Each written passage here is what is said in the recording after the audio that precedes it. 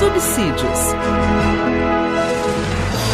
Lições Bíblicas Adultos. Queridos irmãos, eu quero cumprimentar a todos com a paz do Senhor Jesus. Eu sou o pastor Edivaldo Pereira e você está no canal Rascunho da IBD. Nesta oportunidade estaremos falando no personagem chamado Jó. Na verdade, a lição fala sobre morte, né? Quando um pai enterra um filho. Estará fazendo referência sobre os filhos de Jó, né? Mas eu quero trazer um pouco sobre esse personagem Jó, né? Diga-se de passagem que na Bíblia tem vários personagens com esse nome. A palavra Jó tem um sentido de odiado.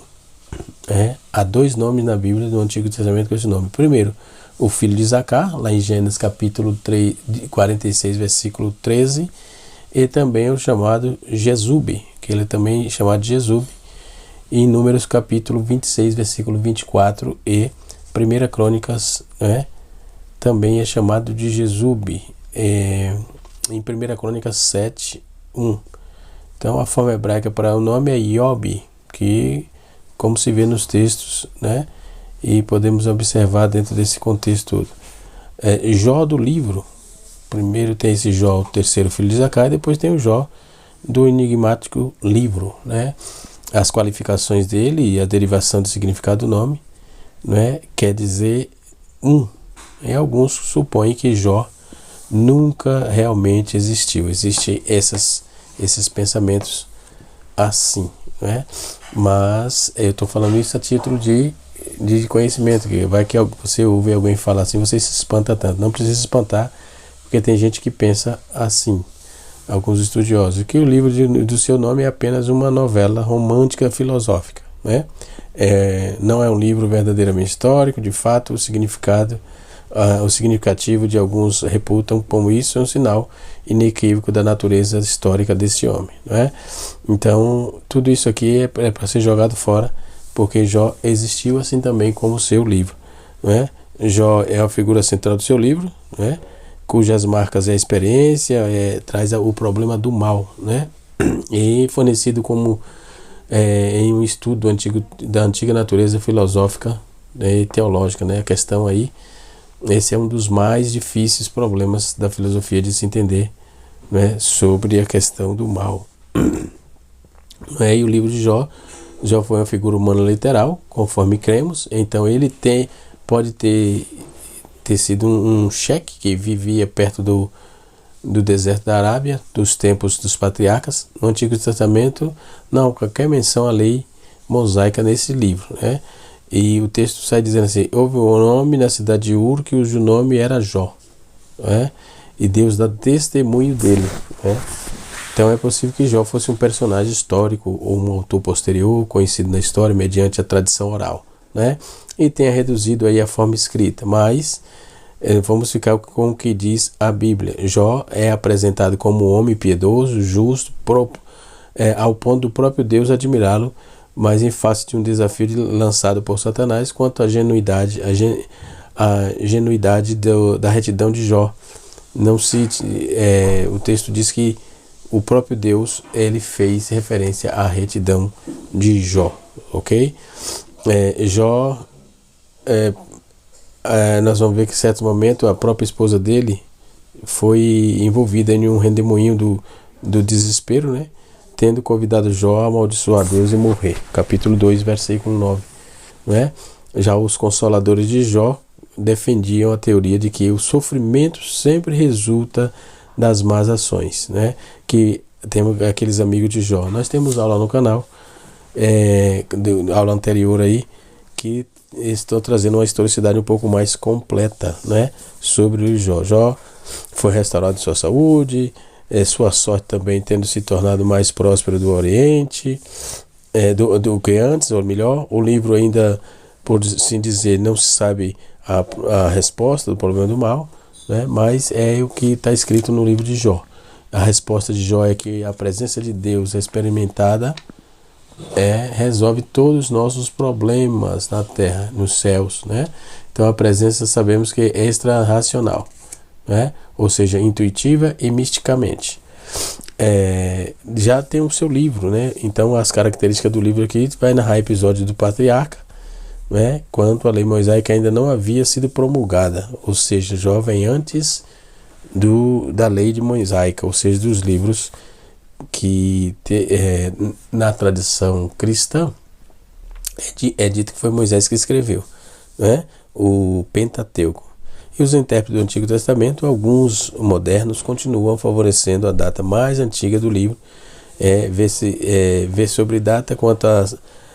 nós vamos ver que sobre os antigos que acreditavam que havia realmente um homem com o nome de Jó e que é uma figura central do seu livro. Então, Jó de fato existiu. É assim que eu creio, não é? E é assim que cremos. Então, nós vamos observar que um homem já dentro de um problema, não é? O texto diz que Jó estava falando sobre a origem do seu nome, não é? E o texto nos aponta aí de todas as qualidades, todas as formas. Quem foi a autoria do livro de Jó, não é? A autoria do livro de Jó, segundo a tradição judaica, foi Moisés, né?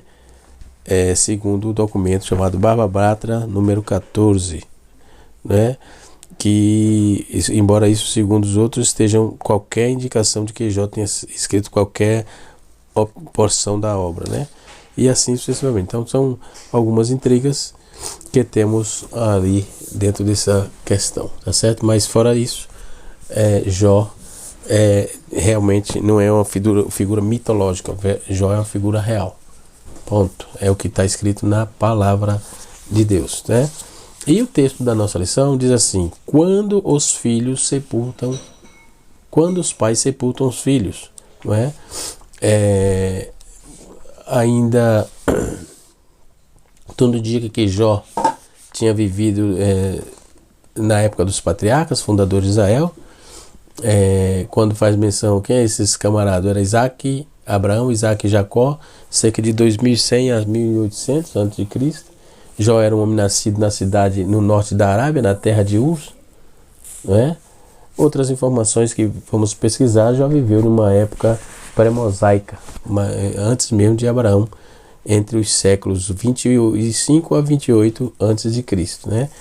Mesmo que não haja informação precisa assim sobre o tempo da vida de Jó, a longevidade humana na época prevalecia, ou seja, Jó teve uma sobrevida de 140 anos, conforme vamos ver em Jó 42, verso número 16. Né? Na verdade, ele nasceu depois do dilúvio, em Jó capítulo 22, versículo 16, tendo se tornado um homem rico e próspero, em Jó capítulo 1, versículo 3, Jó 42, 12. Né? Porém, de algum modo, Jó conhecia a Deus e comungava com ele. Isto é revelado pelo próprio Deus, né? Que dá testemunho de Jó e o destaca como homem sincero, reto, justo, imparcial e direito em tudo que fazia. Era, acima de tudo, um homem temente a Deus e que tinha um comportamento de retidão e justiça, pois o texto diz que Jó era alguém que desviava-se do mal. Então podemos observar que todo esse contexto aí da história nos aponta para uma veracidade, né? Obviamente. O Charles Spurgeon, no caso, Spurgeon dizia assim: não cremos na infalibilidade de Kerr. Ele falava acerca de Jó, de quem quer que seja, mas o Consolador pode estar certo da integridade de um homem. Jó tinha uma profunda maturidade moral revelada em sua reverência, né? Ele reverenciava a Deus, era um homem que oferecia regularmente seus sacrifícios e holocaustos em favor dos seus filhos. E na Bíblia, Jó foi citado pelo profeta Ezequiel quando se referia à idolatria do povo de Israel e sua incredulidade, né? Ezequiel diz que ainda que tivesse no meio dele a terra, esses três homens, Noé, Daniel e Jó, eles pela sua justiça livraria apenas a sua alma, diz o Senhor. Né? Ezequiel capítulo 14, versículo 14. Então, ele foi mencionado também como um homem justo. Né? O Jó foi mencionado aqui como um homem justo. Outro ponto importante no Novo Testamento, Tiago cita o nome de Jó e destaca a sua perseverança, Tiago capítulo 5, verso de número 11. Né? Então, depois nós vamos ver aqui a esposa de Jó. Né? A esposa de Jó. Na nossa revista, podemos tirar algumas lições, obviamente, e vamos aqui para ela. Né? Na nossa revista, podemos observar, lembrando que nós estamos na aula de número 10, quando os pais sepultam o filho, e o título geral da lição é Relacionamento em Família. Né? O texto diz assim, Jó capítulo 1, verso 13, verso 16 a 19. E sucedeu que no dia em que seus filhos e suas filhas comiam e bebiam vinho da casa de seu irmão primogênito, este ainda estava falando, veio outro e disse, fogo do céu caiu do céu, fogo de Deus caiu do céu e queimou as ovelhas e as moças, e os moços e os consumiu, e só eu escapei para trazer a nova. Estando ainda falando, veio outro e disse, ordenando aos caldeus 3 bandos, e deram aos seus camelos e as tâmaras, e os moços feriram ao fio da espada, e só eu escapei para trazer a nova. Versículo 18. Ainda este falando, veio outro e disse, estando teus filhos e tuas filhas comendo e bebendo vinho em casa de teu irmão primogênito, eis que um vento sobreveio da além do deserto, e deu-lhe nos 4 cantos da casa, e caiu sobre os jovens, e morreram. Só eu escapei para trazer a nova. Observe que notícia terrível, né? Dentro desse contexto, nós temos que pensar sobre essa questão da morte, né? da finitude do homem, da falibilidade do homem. Né? Aí esse processo de morte, luto, como vamos lidar com isso? Né?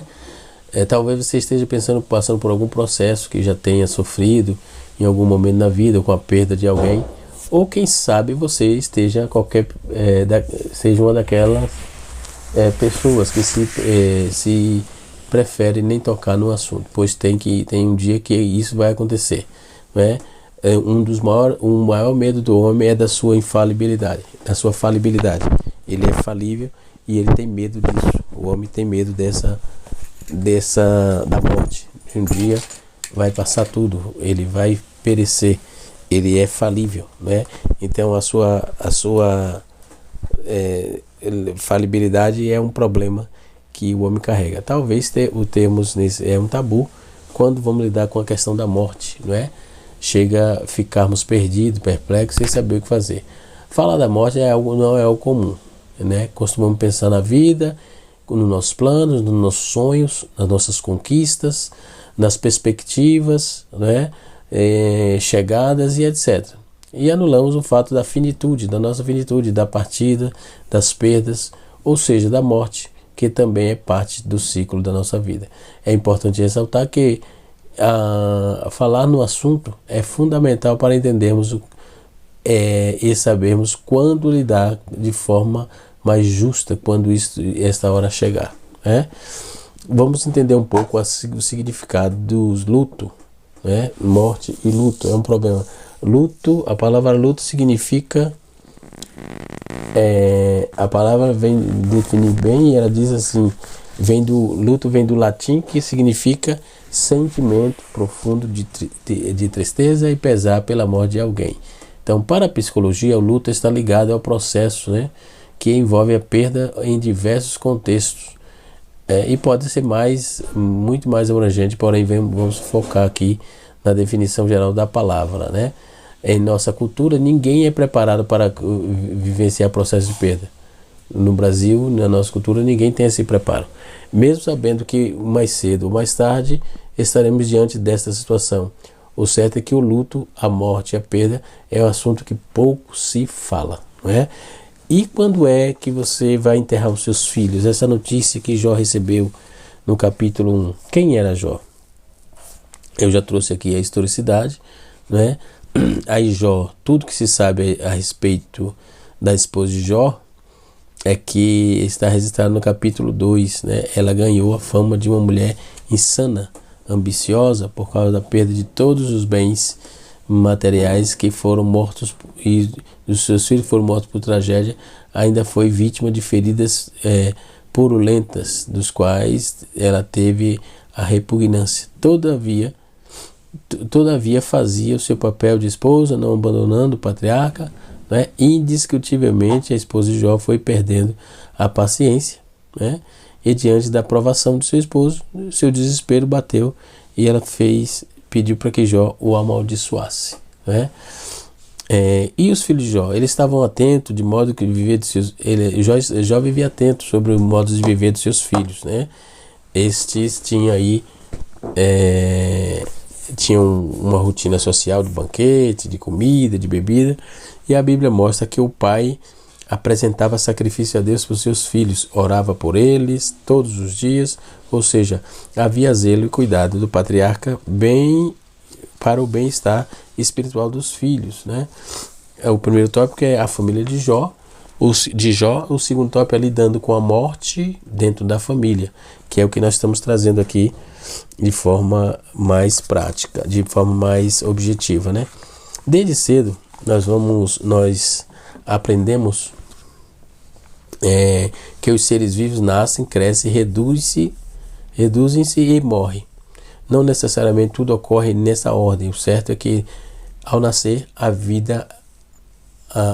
uma vida, certeza que tem é que um dia se findará. Essa é a certeza clássica, né? Todo mundo tem.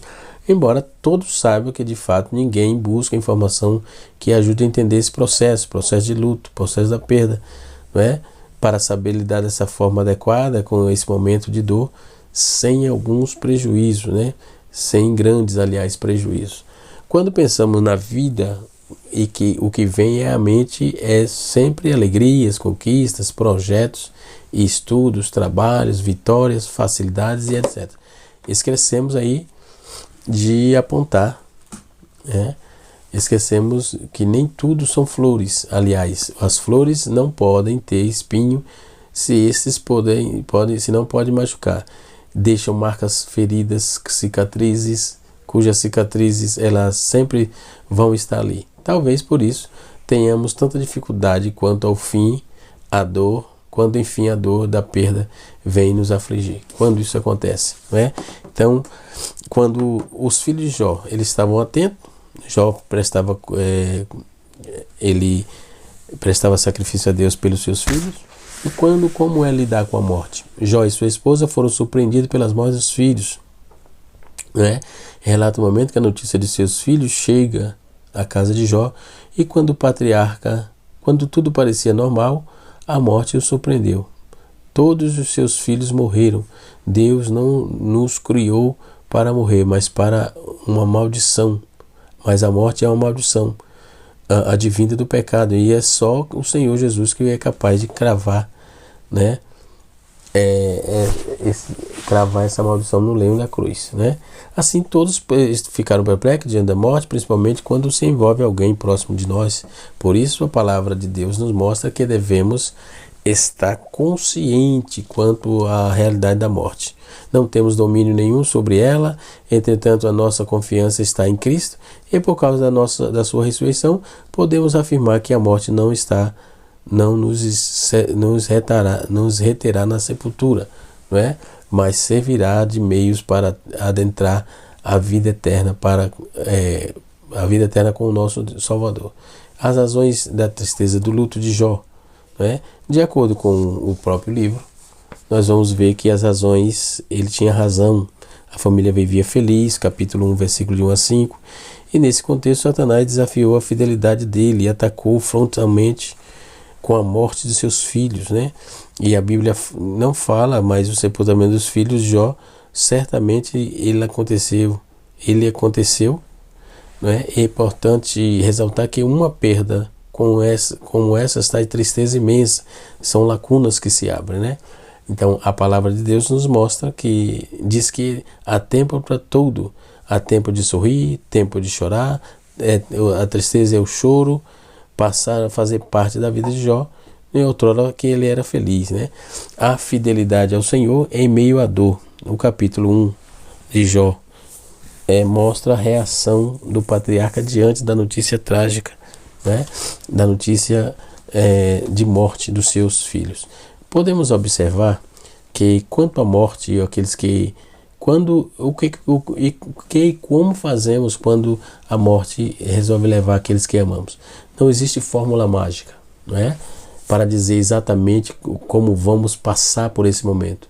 De maneira que é mais adaptativa, não há como prever as reações e se vamos chorar, desesperar, sentir raiva, remorso, culpa e etc.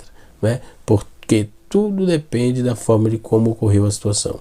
Cada um vivencia o luto de acordo com a sua personalidade, né? Com as suas percepções, resiliências, estratégias, enfrentamento e de acordo com o significado que se atribui à pessoa que se foi. E isso é individual, é único ou para cada pessoa, né?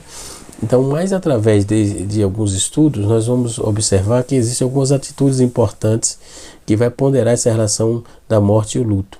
Primeiro, aceite o fato de que toda vida tem um ponto final. É parte da jornada de cada um. Isso vai chegar. Ou seja, primeiro ponto, aceite que nós somos finitos. Ou seja, um dia vai chegar a nossa vez, certo? E independente da idade, da condição social, do atributo físico ou qualquer outras características. Independente disso, vai chegar o dia, certo? Outro ponto, vivencie o processo de luto. Não existe essa conversa dizer que você é forte de passar por cima dos seus sentimentos de tristeza, ou o que tem poder para reprimir a tristeza. Quanto as pessoas acolhem, não vivenciam o processo. Quando as pessoas escolhem não vivenciar o processo, também pode estar trazendo para si um adoecimento, com consequências de emoções reprimidas e que tanto poderia ser manifesto no corpo quanto na mente. Outro ponto importante é: busque estratégia para o enfrentamento. É preciso buscar estratégia para enfrentar melhor este momento. Elaborar a perda é muito importante. Com isso é possível buscar apoio da família, de amigos, de profissionais.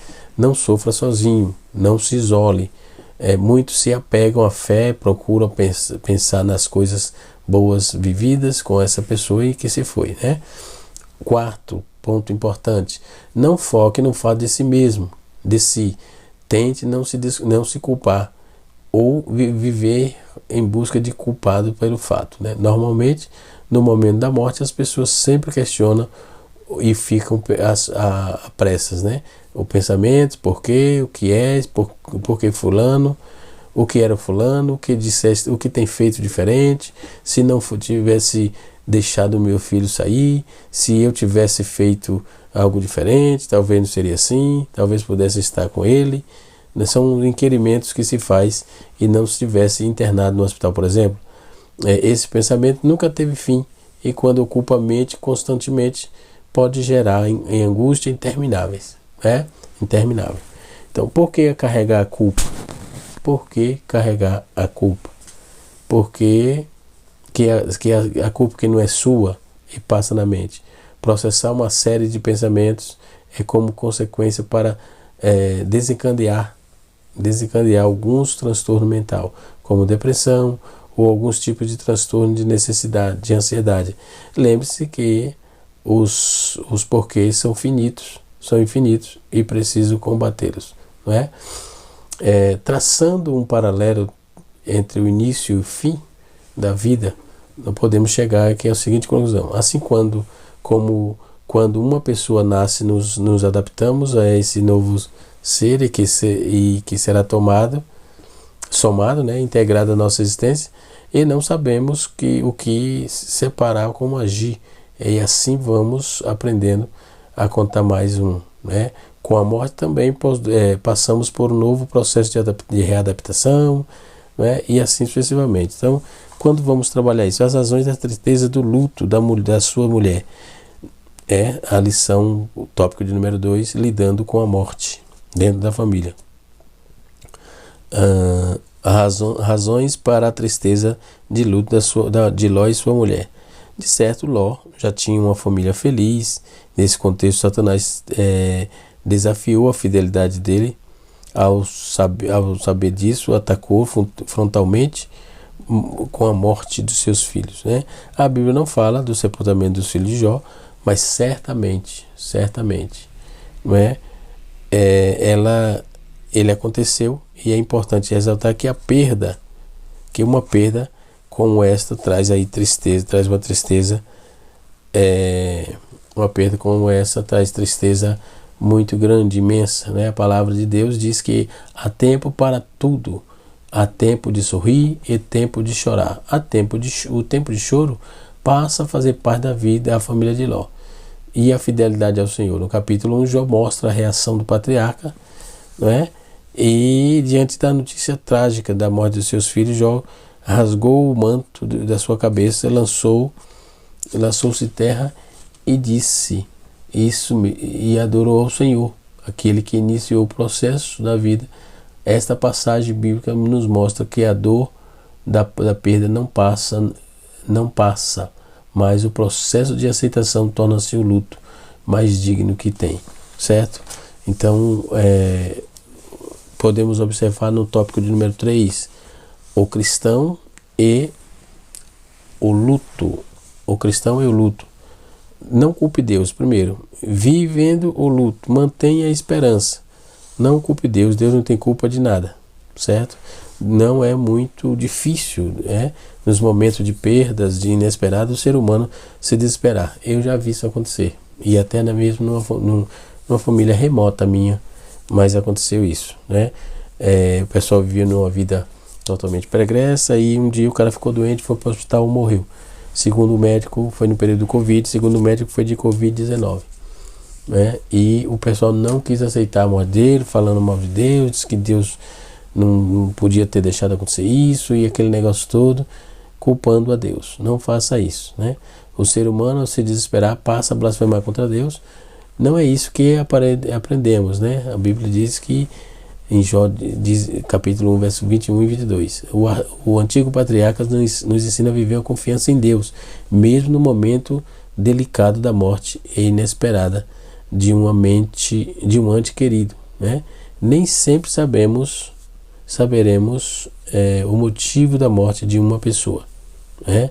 De uma pessoa amada, ou de um determinado sofrimento. Há mistérios da vida que não conseguimos desvendar da terra, né? O próprio livro de Jó não revela, né, porque os seres humanos sofrem. O livro nos ensina a encoraja a suportar o sofrimento com paciência, né, achando-se fiel nos caminhos do Senhor. Entendeu? O processo de sofrimento é imerecido. Haverá um dia em que todos estarão diante dos nossos olhos, né? E como vamos viver o luto? Por exemplo, nós temos que saber aceitar, conviver com a morte também faz parte do processo de amadurecimento, mas que cedo ou mais tarde cada um passará a enfrentar. A morte causa uma dor irreparável, como se fosse uma ferida profunda que se abre no peito, leva tempo para cicatrizar. Esse tempo varia de pessoas para pessoas, das estratégias de enfrentamento, a resiliência de modo como encarar o fato, né? A certeza de que se tem diante desse sofrimento, né? E que ele cicatriza, e essa cicatriz sempre vai trazer lembrança que alguém especial esteve ali, não é? É o que fica. O processo de luto é inevitável, porque faz parte da vida. A saudade da perda sempre vai existir, mas cada um precisa buscar e se reorganizar e manter o bom ajustamento para se adaptar à nova situação e a uma nova realidade, né? Então podemos observar o quão importante é entendermos isso, né? Como vamos compreender esse processo. A morte, ela é um processo natural e um processo universal e inevitável. Contudo, nós humanos não estamos preparados para enfrentar essa finitude da vida, né? Falar de morte, saber falar, ou saber de alguém que morreu, de alguém que gostamos morreu, enfim, é muito triste. É um paradoxo, né? O medo de morrer não é vivenciado da mesma forma em todas as fases do desenvolvimento humano. As representações da morte mudam de acordo com a idade, bem como os fatores culturais da sociedade, né? Então é evidente que os avanços médicos que contribuem para que a compreensão da morte se modifique ao longo da história. Atualmente a morte é um fenômeno pouco discutido e aliado, né? E odiado. Adiado, aliás. No entanto, apesar de ser considerado um acontecimento natural, é aceitável somente na velhice. Por outro lado, se a morte ocorre entre essas fases, ela é tida como um fracasso que vem interromper o processo da vida. Então sempre é assim, o ser humano tem sempre esses problemas com ele. Que Deus em Cristo nos abençoe, que o Espírito de Deus continue falando de forma toda especial em nosso coração. Canal Rascunho DVD, ensinando para transformar vidas.